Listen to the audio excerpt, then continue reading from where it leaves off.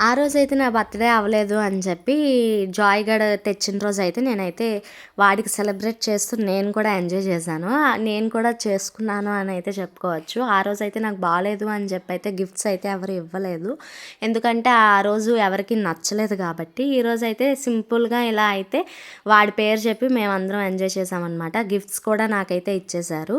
And జాయ్‌కి కూడా gifts అంటే వాడికి ఏముంటుంది, ఫుడ్ ఐటెమ్సే కదా! వాళ్ళకైతే బిస్కెట్స్ అండ్ రస్క్ ప్యాకెట్స్ అయితే వచ్చాయి. అండ్ ఇలా అయితే ఫోటోలైతే ఒక 2 ఇచ్చారనమాట. మా ఫ్రెండ్ అయితే ఇచ్చింది వాడి ఫొటోస్.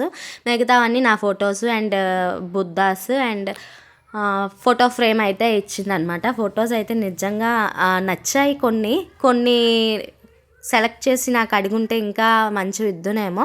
తనకి నచ్చినవైతే తీసుకొని అయితే నాకు ఇచ్చింది. అయినా కూడా నేను హ్యాపీయే.